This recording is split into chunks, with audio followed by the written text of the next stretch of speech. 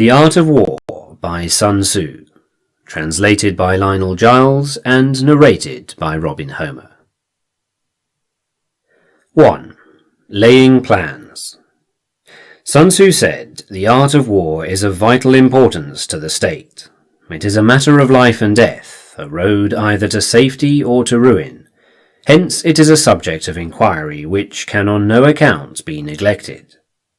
The art of war, then, is governed by 5 constant factors to be taken into account in one's deliberation when seeking to determine the conditions obtaining in the field. These are 1. The moral law, 2. Heaven, 3. Earth, 4. The commander, and 5. Method and discipline. The moral law causes people to be in complete accord with their ruler, so that they will follow him regardless of their lives, undismayed by any danger. Heaven signifies night and day, cold and heat, times and seasons. Earth comprises distances, great and small, danger and security, open ground and narrow passes, the chances of life and death. The commander stands for the virtues of wisdom, sincerity, benevolence, courage, and strictness. By method and discipline are to be understood the marshalling of the army in its proper subdivisions, the graduations of rank among the officers, the maintenance of roads by which supplies may reach the army, and the control of military expenditure. These 5 heads should be familiar to every general. He who knows them will be victorious. He who knows them not will fail. Therefore, in your deliberations, when seeking to determine the military conditions, let them be made the basis of a comparison in this wise. 1. Which of the 2 sovereigns is imbued with the moral law? 2. Which of the 2 generals has most ability? 3. With whom lie the advantages derived from heaven and earth? 4. On which side is discipline most rigorously enforced? 5. Which army is stronger? 6. On which side are officers and men more highly trained?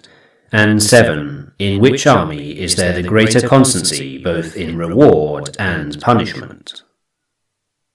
By means of these 7 considerations, I can forecast victory or defeat. The general that hearkens to my counsel and acts upon it will conquer. Let such a one be retained in command. The general that hearkens not to my counsel, nor acts upon it, will suffer defeat. Let such a one be dismissed. While heeding the profit of my counsel, avail yourself also of any helpful circumstances over and beyond the ordinary rules.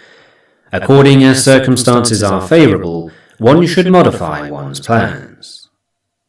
All warfare is based on deception. Hence, when able to attack, we must seem unable.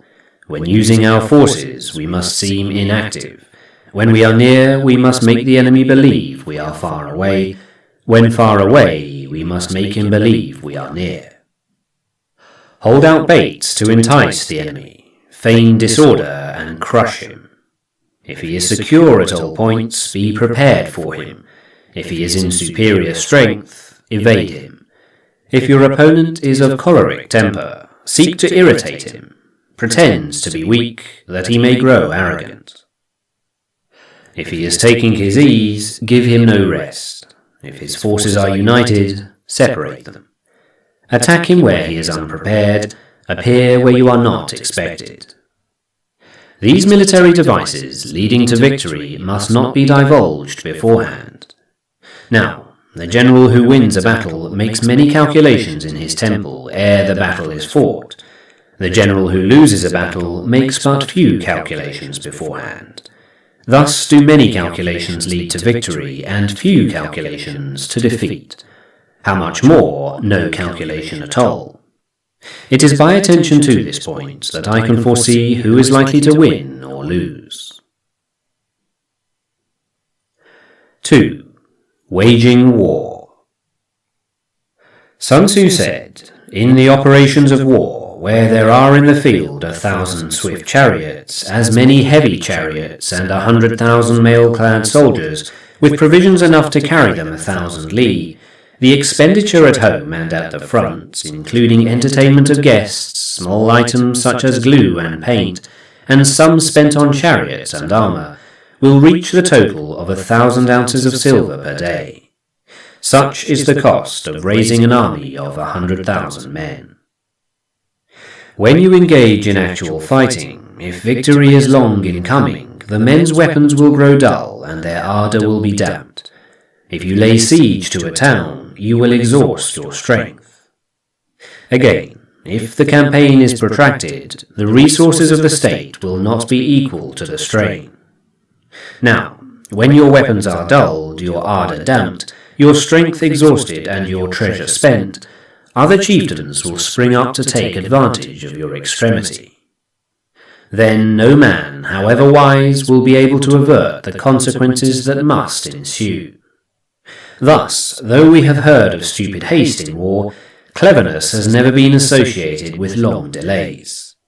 There is no instance of a country having benefited from prolonged warfare. It is only one who is thoroughly acquainted with the evils of war that can thoroughly understand the profitable way of carrying it on. The skilful soldier does not raise a second levy, neither are his supply wagons loaded more than twice. Bring war material with you from home, but forage on the enemy. Thus the army will have food enough for its needs. Poverty of the state exchequer causes an army to be maintained by contributions from a distance. Contributing to maintain an army at a distance causes the people to be impoverished. On the other hand, the proximity of an army causes prices to go up, and high prices cause the people's substance to be drained away. When their substance is drained away, the peasantry will be afflicted by heavy exactions. With this loss of substance and exhaustion of strength, the homes of the people will be stripped bare, and 3/10 of their income will be dissipated, while government expenses for broken chariots, worn-out horses, breastplates and helmets, bows and arrows, spears and shields, protective mantles, draft oxen and heavy wagons will amount to 4/10 of its total revenue. Hence, a wise general makes a point of foraging on the enemy. 1 cartload of the enemy's provisions is equivalent to 20 of one's own, and likewise a single picule of his provender is equivalent to 20 from one's own store. Now, in order to kill the enemy, our men must be roused to anger.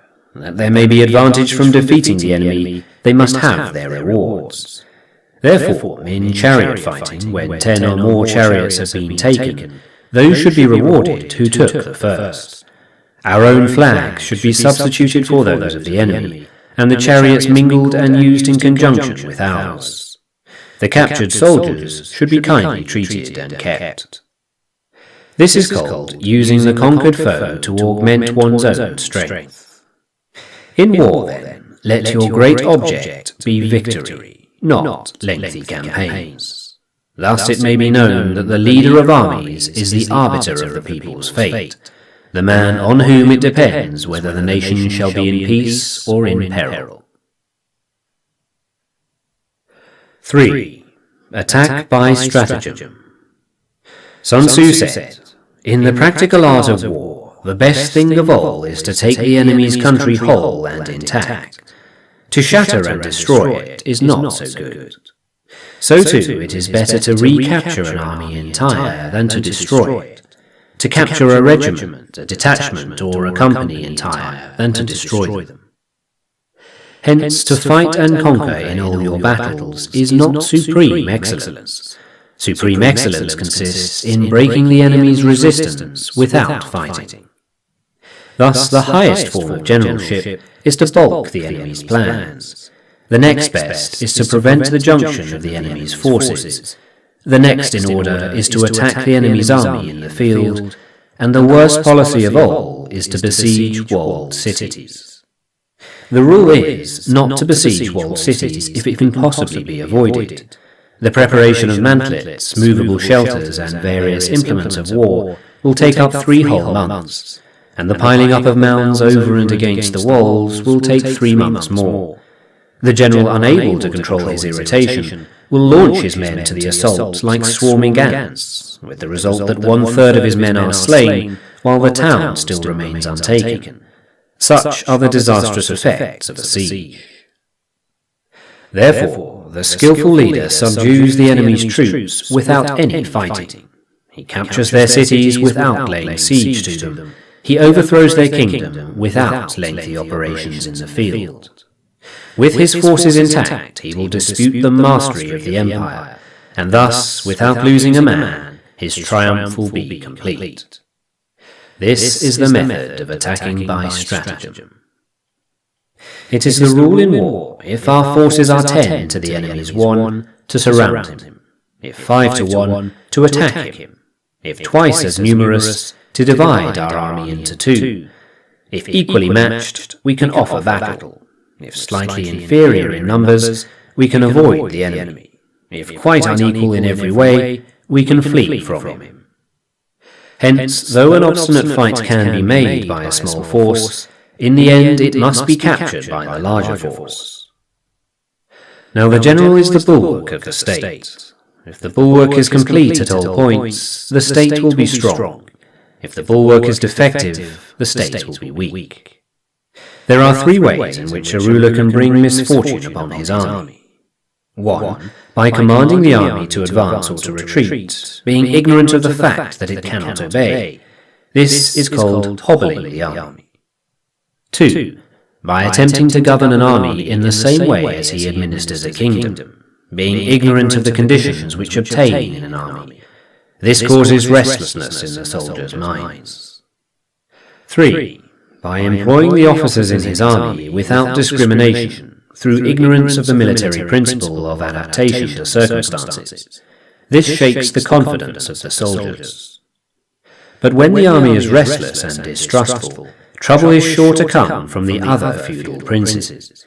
This is simply bringing anarchy into the army and flinging victory away. Thus we may know that there are 5 essentials for victory.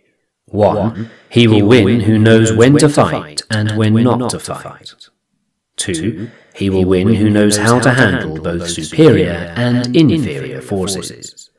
3. He will win whose army is animated by the same spirit throughout all its ranks. 4. He will win who, prepared himself, waits to take the enemy unprepared. And 5. He will win who has military capacity and is not interfered with by the sovereign. Hence the saying, if you know the enemy and know yourself, you need not fear the result of 100 battles. If you know yourself but not the enemy, for every victory gained you will also suffer a defeat. If you know neither the enemy nor yourself, you will succumb in every battle. 4. Tactical dispositions. Sun Tzu said, "The good fighters of old first put themselves beyond the possibility of defeat, and then waited for an opportunity of defeating the enemy. To secure ourselves against defeat lies in our own hands, but the opportunity of defeating the enemy is provided by the enemy himself. Thus the good fighter is able to secure himself against defeat, but cannot make certain of defeating the enemy. Hence the saying, one may know how to conquer without being able to do it." Security against defeat implies defensive tactics. Ability to defeat the enemy means taking the offensive. Standing on the defensive indicates insufficient strength, attacking a superabundance of strength. The general who is skilled in defense hides in the most secret recesses of the earth. He who is skilled in attack flashes forth from the topmost heights of heaven. Thus, on the one hand, we have ability to protect ourselves, on the other, a victory that is complete. To see victory only when it is within the ken of the common herd is not the acme of excellence. Neither is it the acme of excellence if you fight and conquer and the whole empire says, "Well done." To lift an autumn hair is no sign of great strength. To see the sun and moon is no sign of sharp sight. To hear the noise of thunder is no sign of a quick ear. What the ancients called a clever fighter is one who not only wins, but excels in winning with ease. Hence his victories bring him neither reputation for wisdom nor credit for courage. He wins his battles by making no mistakes. Making no mistakes is what establishes the certainty of victory, for it means conquering an enemy that is already defeated. Hence the skillful fighter puts himself into a position which makes defeat impossible, and does not miss the moment for defeating the enemy.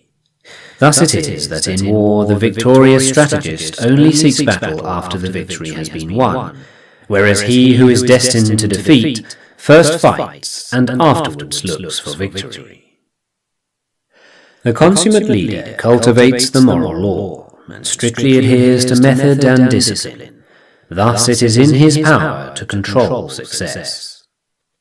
In respect of military method, we have firstly measurement, secondly estimation of quantity, thirdly calculation, fourthly balancing of chances, fifthly victory. Measurement owes its existence to earth, estimation of quantity to measurement, calculation to estimation of quantity, balancing of chances to calculation, and victory to balancing of chances.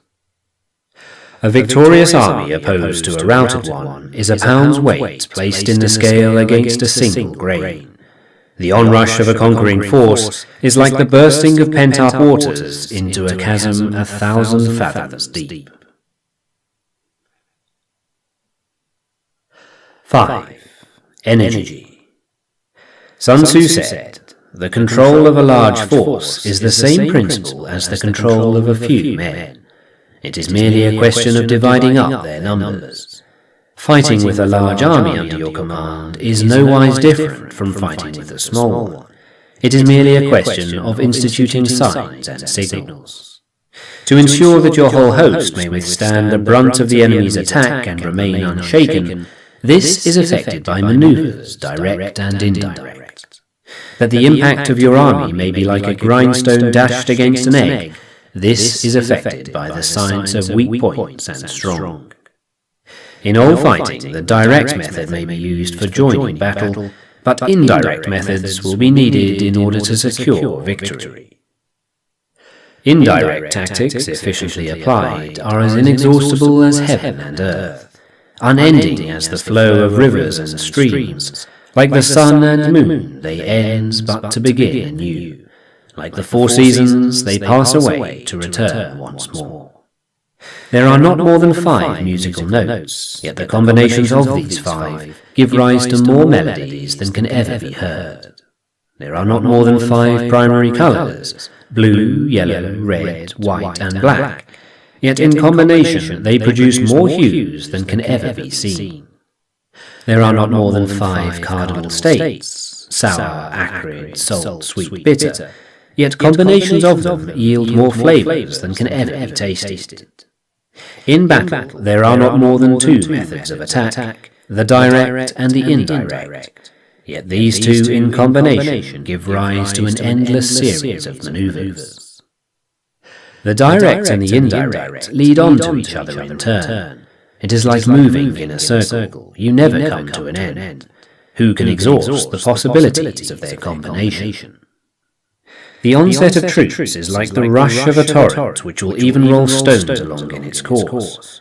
The quality of decision is like the well-timed swoop of a falcon which enables it to strike and destroy its victim. Therefore, the good fighter will be terrible in his onset and prompt in his decision. Energy may be likened to the bending of a crossbow, decision to the releasing of a trigger. Amid the turmoil and tumult of battle, there may be seeming disorder, and yet no real disorder at all. Amid confusion and chaos, your array may be without head or tail, yet it will be proof against defeat. Simulated disorder postulates perfect discipline. Simulated fear postulates courage. Simulated weakness postulates strength. Hiding order beneath the cloak of disorder is simply a question of subdivision. Concealing courage under a show of timidity presupposes a fund of latent energy. Masking strength with weakness is to be effected by tactical dispositions. Thus, one who is skillful at keeping the enemy on the move maintains deceitful appearances, according to which the enemy will act. He sacrifices something that the enemy may snatch at it. By holding out baits, he keeps him on the march. Then, with a body of picked men, he lies in wait for him.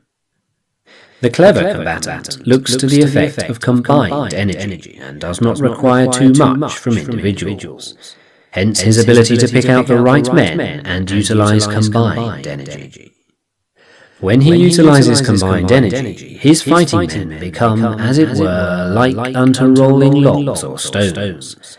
For it is the nature of a log or stone to remain motionless on level ground, and to move when on a slope. If four-cornered, to come to a standstill, but if rounded, to go rolling down. Thus, the energy developed by good fighting men is as the momentum of a round stone rolled down a mountain thousands of feet in height.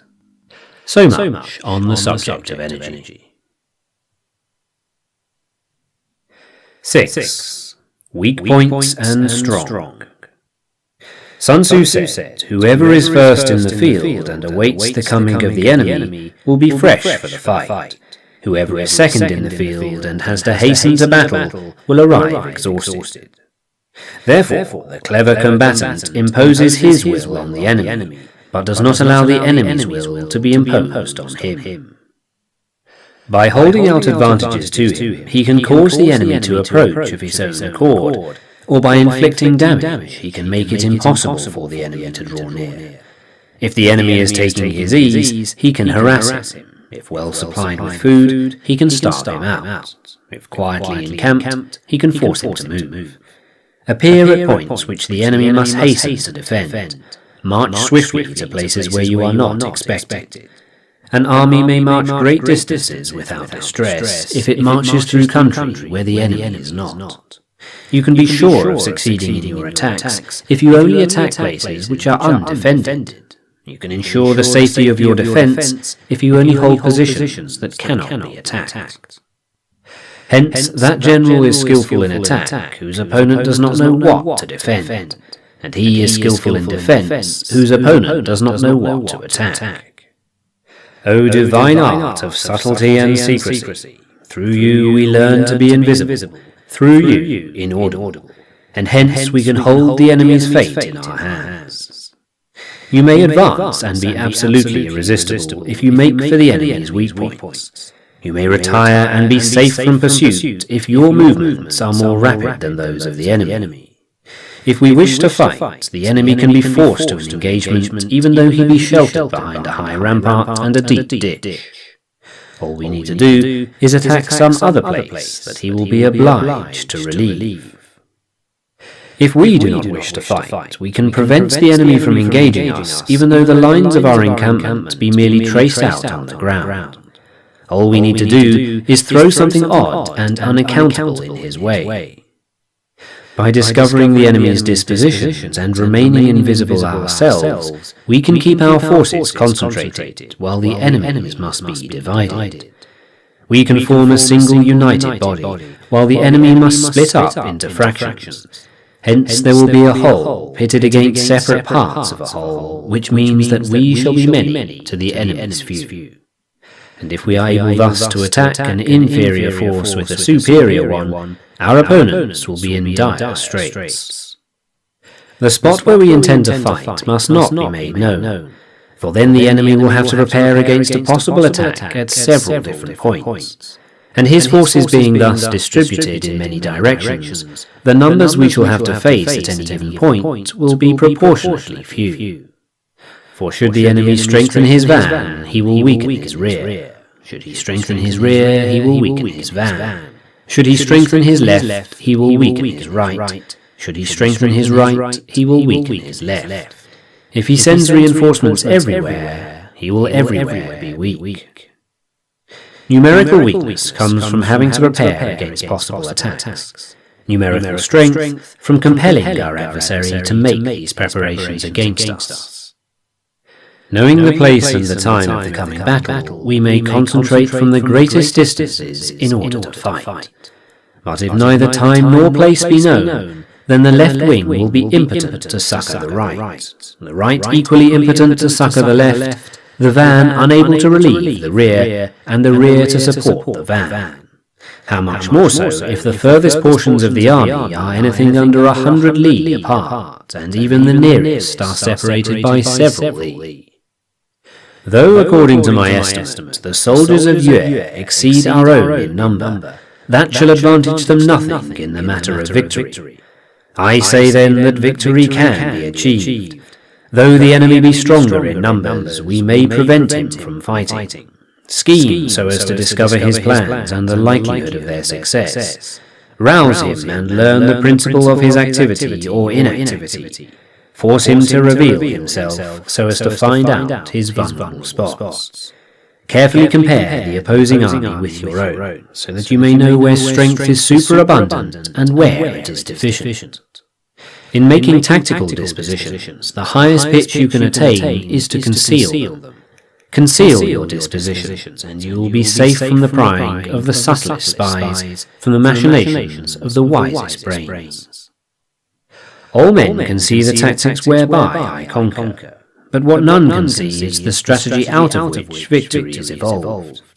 Do not repeat the tactics which have gained you one victory, but let your methods be regulated by infinite variety of circumstances.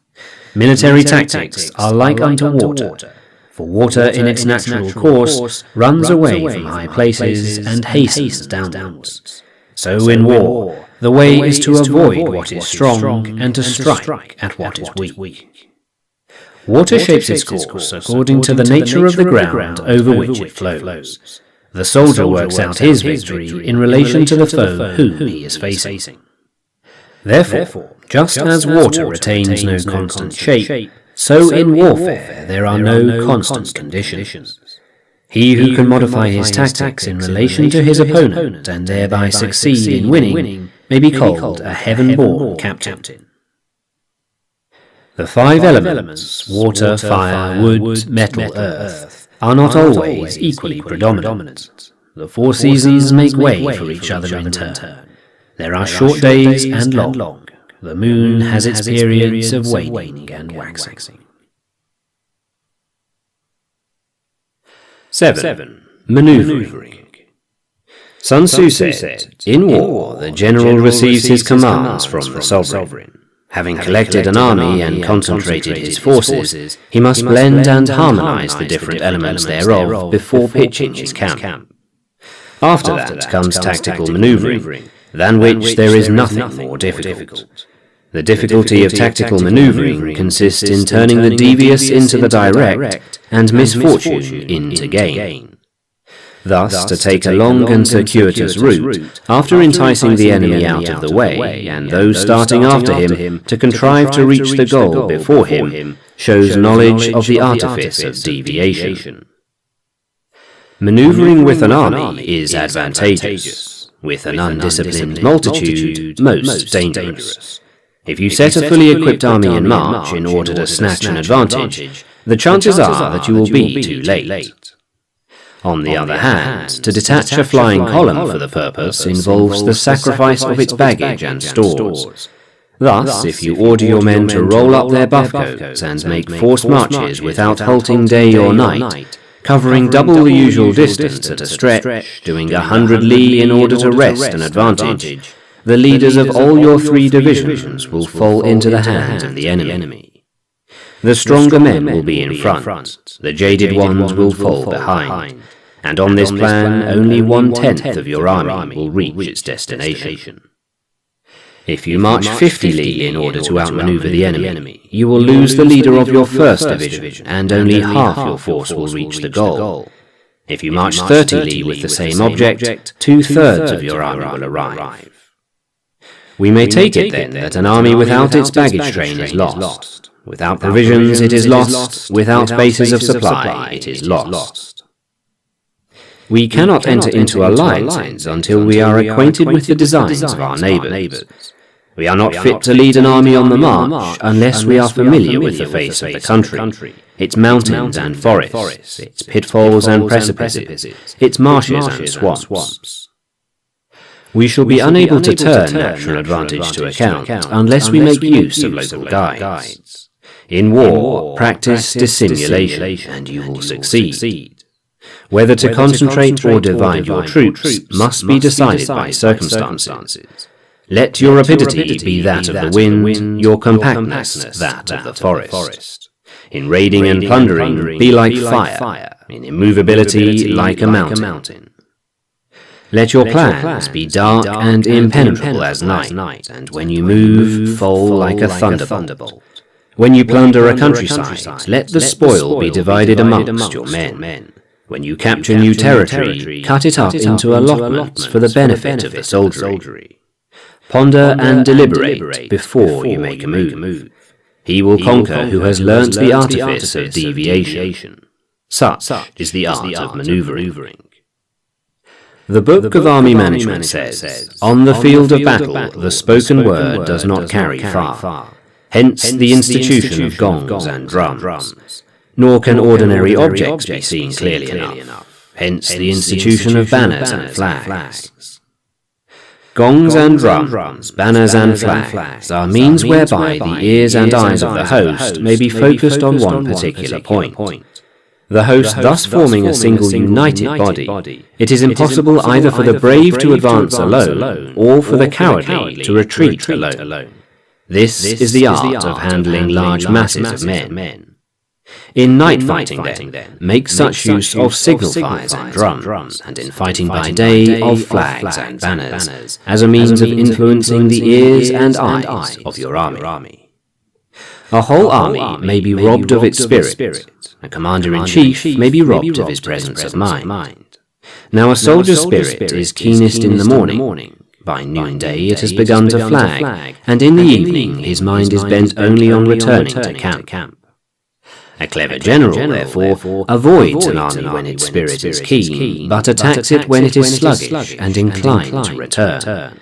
This is the art of studying moves. Disciplined and calm, to await the appearance of disorder and hubbub amongst the enemy. This is the art of retaining self-possession. To be near the goal while the enemy is still far from it. To wait at ease while the enemy is toiling and struggling. To be well fed while the enemy is famished. This is the art of husbanding one's strength. To refrain from intercepting an enemy whose banners are in perfect order. To refrain from attacking an army drawn up in calm and confident array. This is the art of studying circumstances. It is a military axiom not to advance uphill against the enemy, nor to oppose him when he comes downhill. Do not pursue an enemy who simulates flight. Do not attack soldiers whose temper is keen. Do not swallow bait offered by the enemy. Do not interfere with an army that is returning home. When you surround an army, leave an outlet free. Do not press a desperate foe too hard. Such is the art of warfare.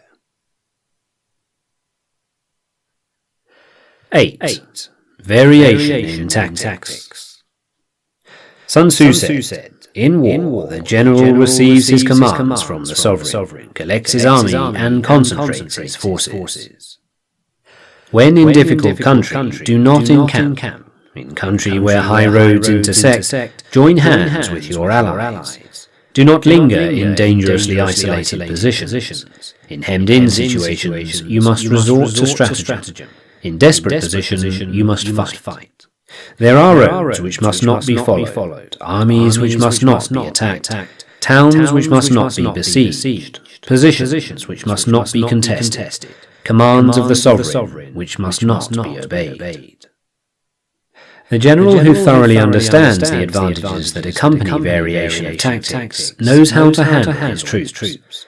The general that does not understand these may be well acquainted with the configuration of the country, yet he will not be able to turn his knowledge to practical account. So, the student of war who is unversed in the art of war, of varying his plans, even though he be acquainted with the 5 advantages, will fail to make the best use of his men. Hence, in the wise leader's plans, considerations of advantage and of disadvantage will be blended together.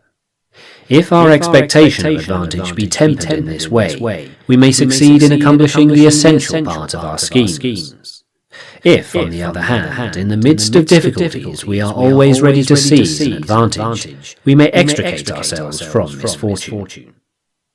Reduce the hostile chiefs by inflicting damage on them, and make trouble for them, and keep them constantly engaged. Hold out specious allurements, and make them rush to any given point. The art of war teaches us to rely not on the likelihood of the enemy's not coming, but on our own readiness to receive him, not on the chance of his not attacking, but rather on the fact that we have made our position unassailable. There are 5 dangerous faults which may affect a general. 1. Recklessness, which leads to destruction. 2. Cowardice, which leads to capture. 3. A hasty temper, which can be provoked by insults. 4. A delicacy of honour, which is sensitive to shame. And 5. Over-solicitude for his men, which exposes him to worry and trouble. These are the 5 besetting sins of a general, ruinous to the conduct of war. When an army is overthrown and its leader slain, the cause will surely be found among these 5 dangerous faults. Let them be a subject of meditation. 9. The Army on the March. Sun Tzu said, "We come now to the question of encamping the army and observing signs of the enemy. Pass quickly over mountains and keep in the neighbourhood of valleys. Camp in high places facing the sun. Do not climb heights in order to fight." So much for mountain warfare. After crossing a river, you should get far away from it. When an invading force crosses a river in its onward march, do not advance to meet it in midstream. It will be best to let half the army get across and then deliver your attack. If you are anxious to fight, you should not go to meet the invader near a river which he has to cross. Moor your craft higher up than the enemy and facing the sun. Do not move upstream to meet the enemy. So much for river warfare. In crossing salt marshes, your sole concern should be to get over them quickly without any delay. If forced to fight in a salt marsh, you should have water and grass near you, and get your back to a clump of trees. So much for operations in salt marshes. In dry, level country, take up an easily accessible position with rising ground to your right and on your rear, so that the danger may be in front and safety lie behind. So much for campaigning in flat country. These are the 4 useful branches of military knowledge which enabled the Yellow Emperor to vanquish 4 several sovereigns. All armies prefer high ground to low, and sunny places to dark. If you are careful of your men and camp on hard ground, the army will be free from disease of every kind, and this will spell victory. When you come to a hill or a bank, occupy the sunny side with the slope on your right rear. Thus you will at once act for the benefit of your soldiers and utilize the natural advantages of the ground. When in consequence of heavy rains up country, a river which you wish to ford is swollen and flecked with foam, you must wait until it subsides. Country in which there are precipitous cliffs with torrents running between, deep natural hollows, confined places, tangled thickets, quagmires and crevasses, should be left with all possible speed and not approached. While we keep away from such places, we should get the enemy to approach them. While we face them, we should let the enemy have them on his rear. If in the neighbourhood of your camp there should be any hilly country, ponds surrounded by aquatic grass, hollow basins filled with reeds, or woods with thick undergrowth, they must be carefully rooted out and searched. For these are places where men in ambush or insidious spies are likely to be lurking. When the enemy is close at hand and remains quiet, he is relying on the natural strength of his position. When he keeps aloof and tries to provoke a battle, he is anxious for the other side to advance. If his place of encampment is easy of access, he is tempting a bait. Movement amongst the trees of a forest shows that the enemy is advancing. The appearance of a number of screens in the midst of thick grass means that the enemy wants to make us suspicious. The rising of birds in their flight is the sign of an ambuscade. Startled beasts indicate that a sudden attack is coming. When there is dust rising in a high column, it is the sign of chariots advancing. When the dust is low but spread over a wide area, it betokens the approach of infantry. When it branches out in different directions, it shows that parties have been sent to collect firewood. A few clouds of dust moving to and fro signify that the army is encamping. Humble words and increased preparations are signs that the enemy is about to advance. Violent language and driving forward as if to the attack are signs that he will retreat. When the light chariots come out first and take up a position on the wings, it is a sign that the enemy is forming for battle.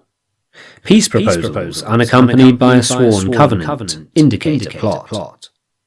When there is much running about and the soldiers fall into rank, it means that the critical moment has come. When some are seen advancing and some retreating, it is a lure. When the soldiers stand leaning on their spears, they are faint from want of food. If those who are sent to draw water begin by drinking themselves, the army is suffering from thirst. If the enemy sees an advantage to be gained and makes no effort to secure it, the soldiers are exhausted. If birds gather on any spot, it is unoccupied. Clamour by night betokens nervousness. If there is a disturbance in the camp, the general's authority is weak. If the banners and flags are shifted about, sedition is afoot. If the officers are angry, it means that the men are weary. When an army feeds its horses with grain and kills its cattle for food, and when men do not hang their cooking pots over the campfires, showing that they will not return to their tents, you may know that they are determined to fight to the death.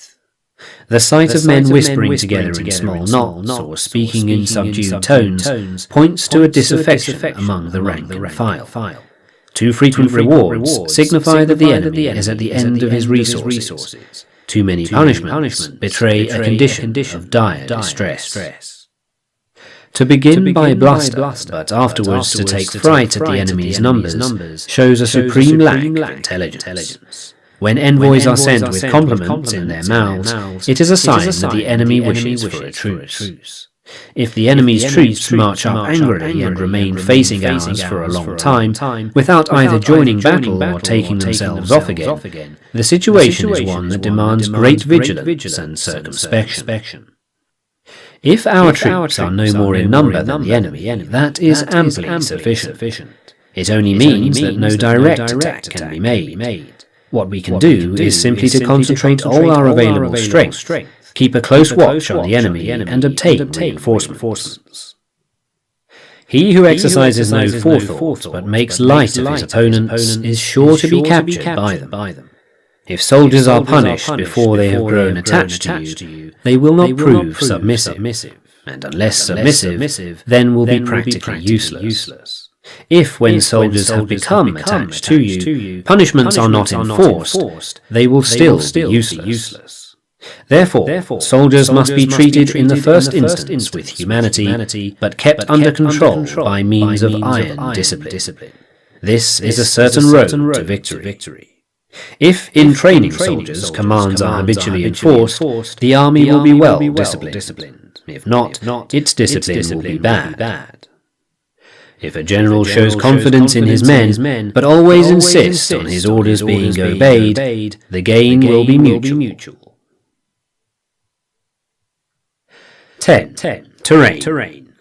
Sun Tzu said, "We may distinguish 6 kinds of terrain, to wit, 1. Accessible ground, 2. Entangling ground, 3. Temporizing ground, 4. Narrow passes, 5. Precipitous heights, and 6. Positions at a great distance from the enemy. Ground which can be freely traversed by both sides is called accessible. With regard to ground of this nature, be before the enemy in occupying the raised and sunny spots, and carefully guard your line of supplies. Then you will be able to fight with advantage. Ground which can be abandoned but is hard to reoccupy is called entangling. From a position of this sort, if the enemy is unprepared, you may sally forth and defeat him. But if the enemy is prepared for your coming, and you fail to defeat him, then returning being impossible, disaster will ensue. When the position is such that neither side will gain by making the first move, it is called temporizing ground. In a position of this sort, even though the enemy should offer us an attractive bait, it will be advisable not to stir forth, but rather to retreat, thus enticing the enemy in his turn. Then, when part of his army has come out, we may deliver our attack with advantage. With regard to narrow passes, if you can occupy them first, let them be strongly garrisoned and await the advent of the enemy. Should the army forestall you in occupying a pass, do not go after him if the pass is fully garrisoned, but only if it is weakly garrisoned. With regard to precipitous heights, if you are beforehand with your adversary, you should occupy the raised and sunny spots, and there wait for him to come up. If the enemy has occupied them before you, do not follow him, but retreat and try to entice him away.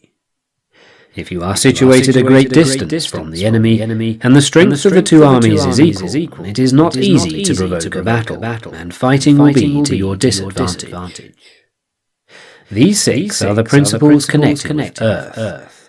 The general who has attained a responsible post must be careful to study them. Now an army is exposed to 6 several calamities, not arising from natural causes, but from faults for which the general is responsible.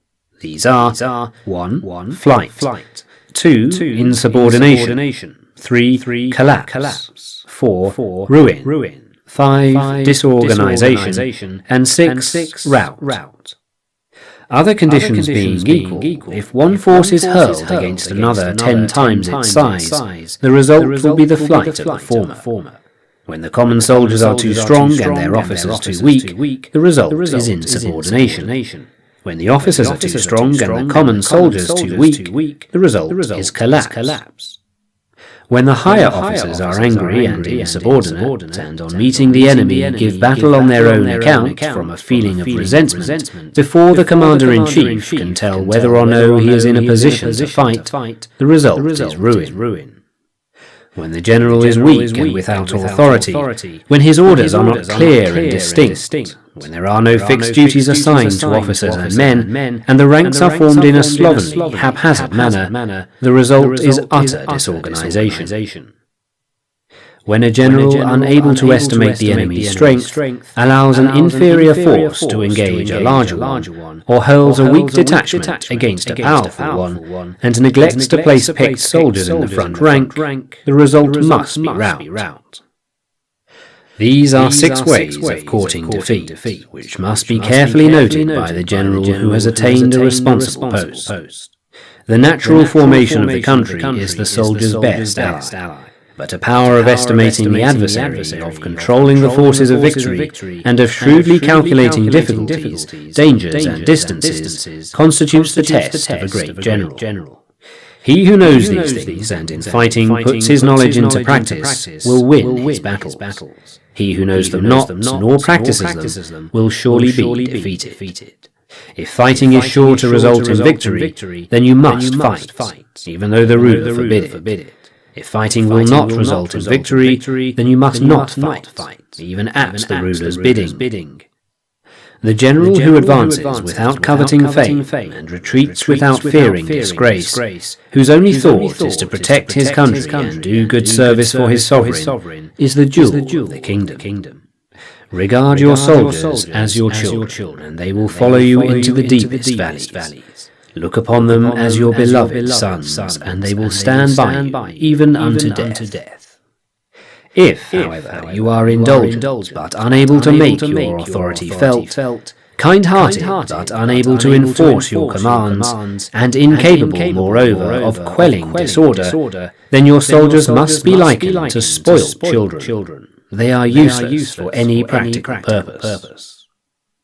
If we know that our own men are in a condition to attack, but are unaware that the enemy is not open to attack, we have gone only halfway towards victory. If we know that the enemy is open to attack, but are unaware that our own men are not in a condition to attack, we have gone only halfway towards victory. If we know that the enemy is open to attack, and also know that our men are in a condition to attack, but are unaware that the nature of the ground makes fighting impracticable, we have still only gone halfway towards victory. Hence the experienced soldier, once in motion, is never bewildered. Once he has broken camp, he is never at a loss. Hence the saying, if you know the enemy and know yourself, your victory will not stand in doubt. If you know heaven and know earth, you may make your victory complete. 11. The 9 situations. Sun Tzu said, the art of war recognizes 9 variations of ground. 1. Dispersive ground.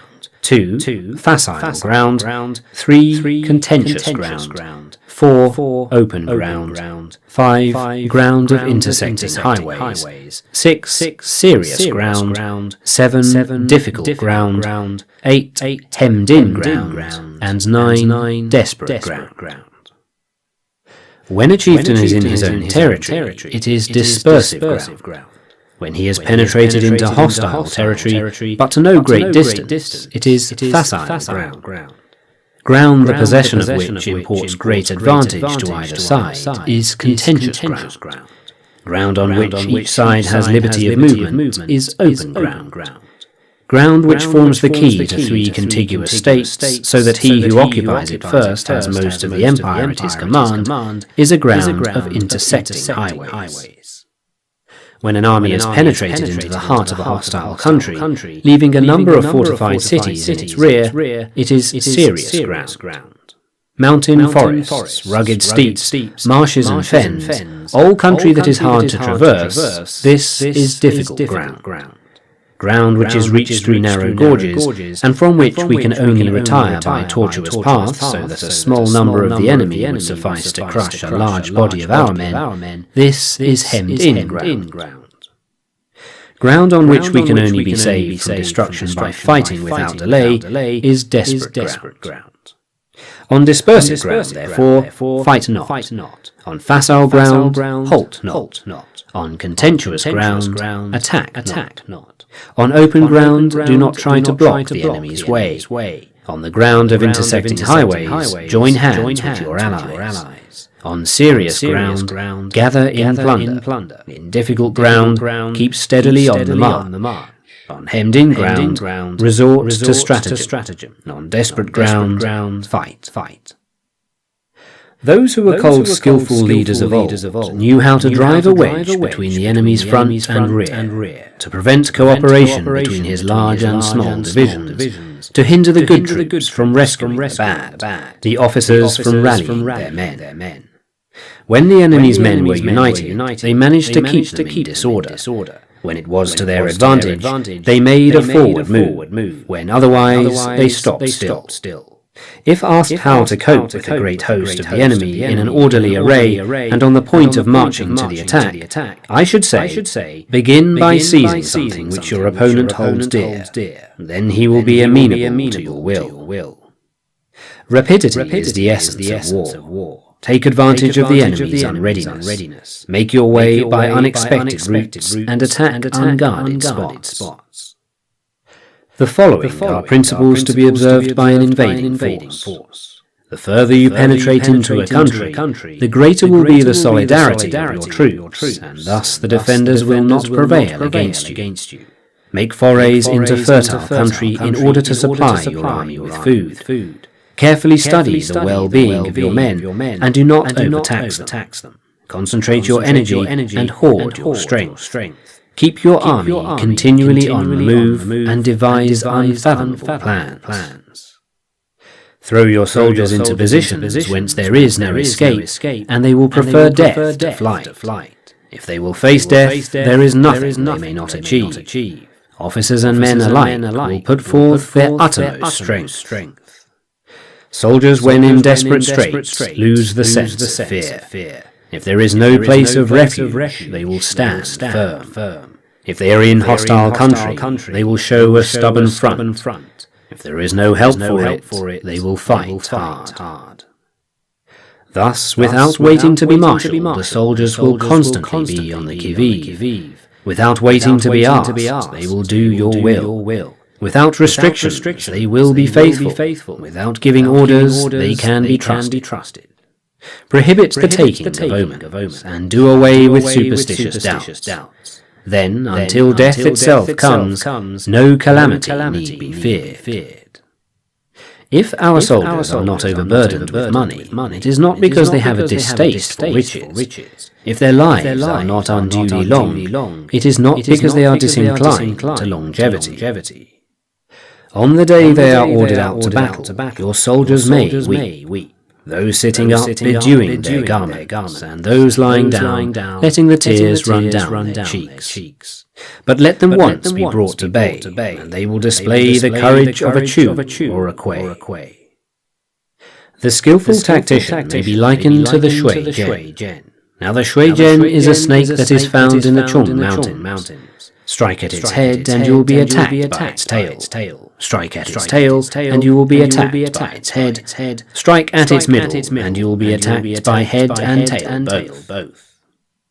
Asked if an army can be made to imitate the shui jian, I should answer yes. For the men of Wu and the men of Yue are enemies. Yet if they are crossing a river in the same boat and are caught by a storm, they will come to each other's assistance, just as the left hand helps the right.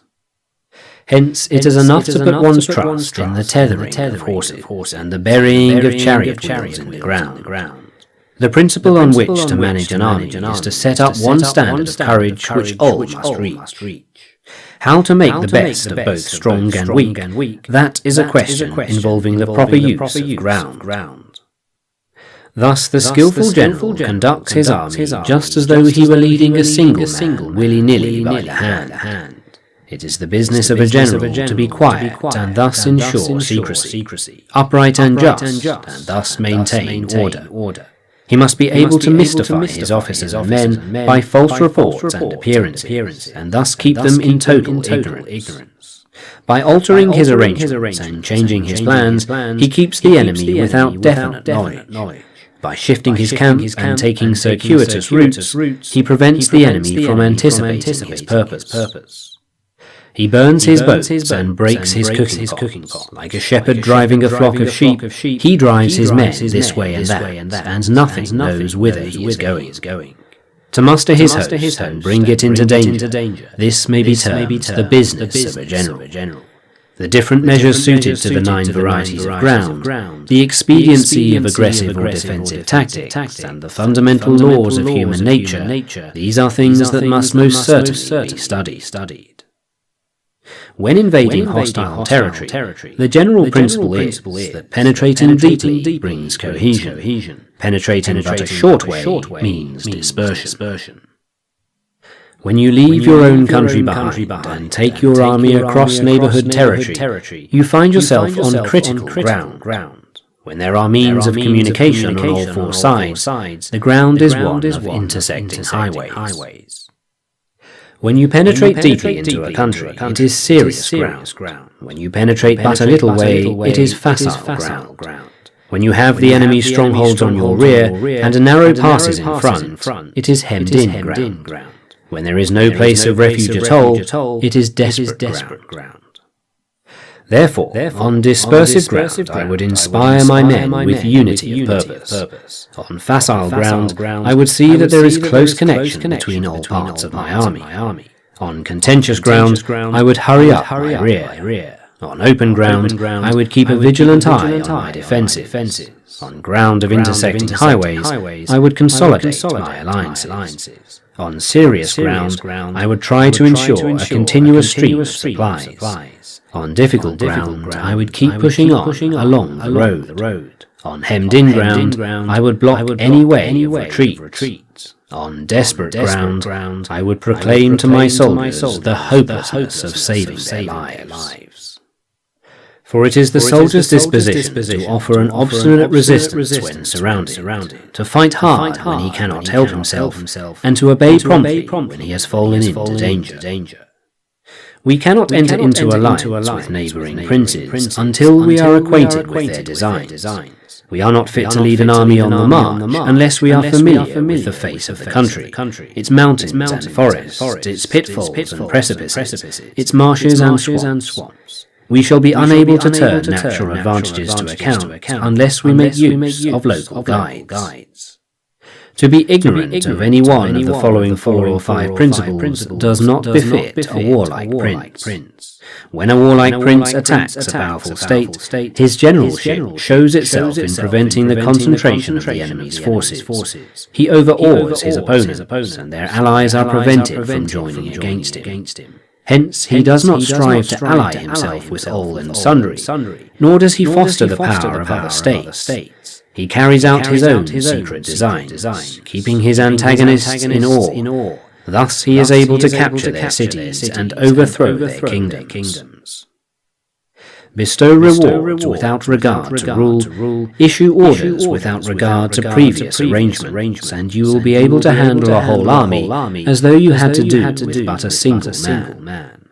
Confront your soldiers with the deed itself, never let them know your design. When the outlook is bright,